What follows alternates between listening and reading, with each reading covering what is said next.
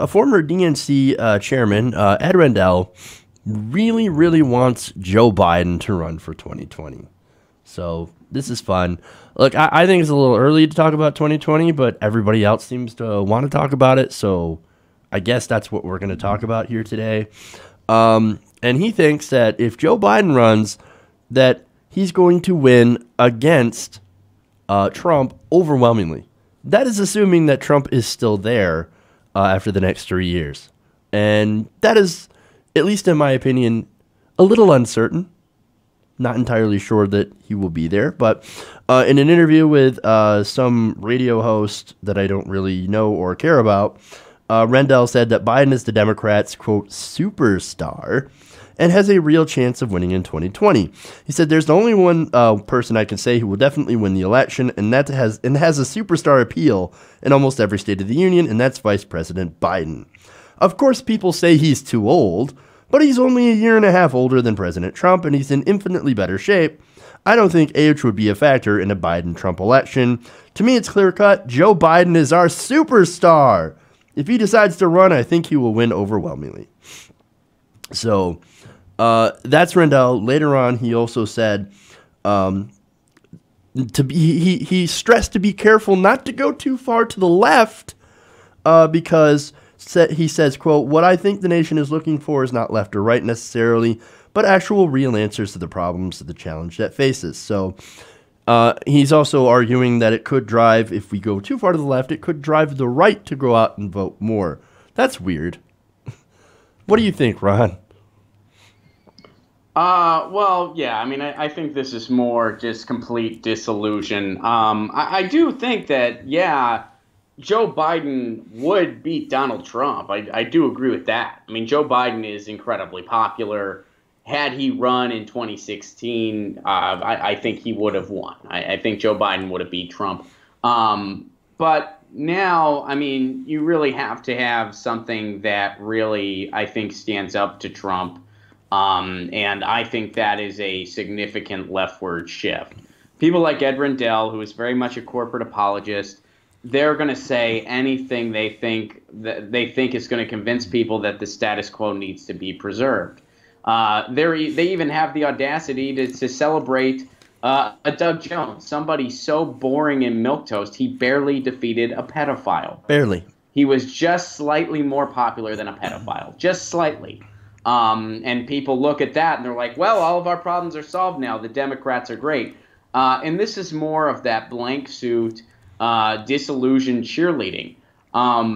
So is he right that Joe Biden would beat Donald Trump? I think so. I mean, granted, as you pointed out, 2020 is a long way from now, and a lot can happen in 3 years. So with where we're at right now, or excuse me, 2 years, with where we're at right now at the start of 2018, I think that Joe Biden would definitely beat Donald Trump, but we're just at the start of 2018. A lot can happen between now and then. We still have a midterm election. And I think that if the Democrats don't do that great in the midterms and we continue a Republican stronghold, it's kind of uncertain what could happen, or vice versa. Maybe the Democrats will do great in the midterms, but they won't really stand up to Donald Trump the way they need to. So the unpopularity pendulum will shift over towards exclusively Congress.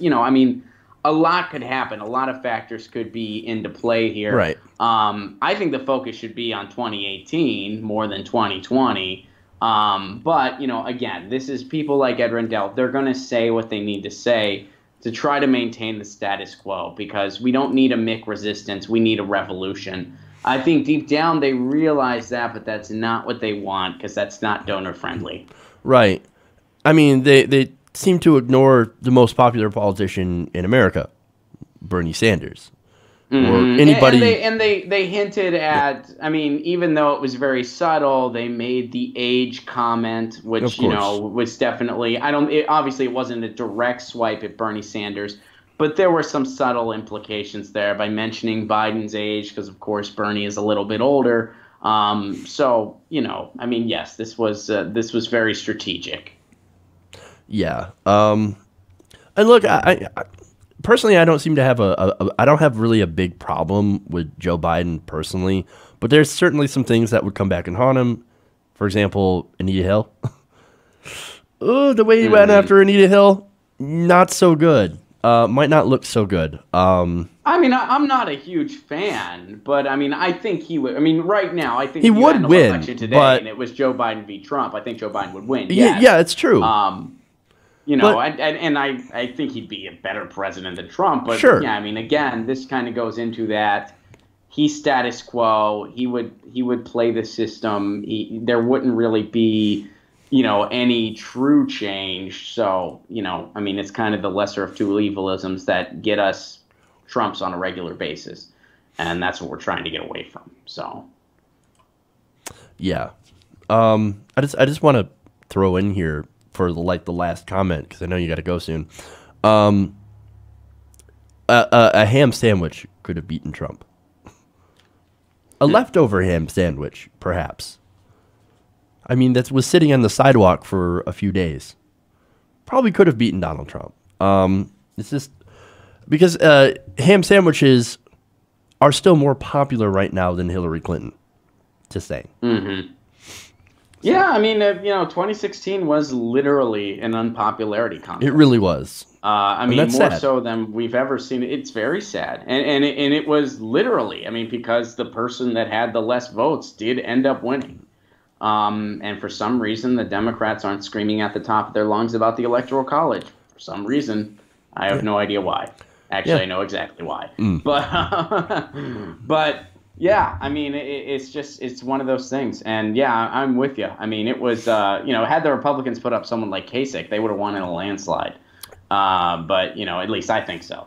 But, you know, I mean, Trump ended up getting there. And yeah, I mean, it is an unpopularity contest. And Trump has been shifting. I mean, generally, he has been very unpopular, you know, but occasionally you see those bursts. So even despite the climate we're in, you know, the populace as a whole still has its element of being fickle. And, you know, a lot could happen between now and 2020.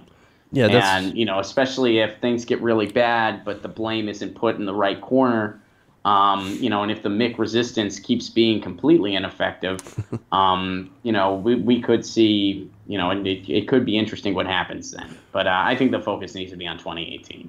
Yeah. Hey, everybody. Thanks for watching this video. If you want to see more like this, please hit the subscribe button below.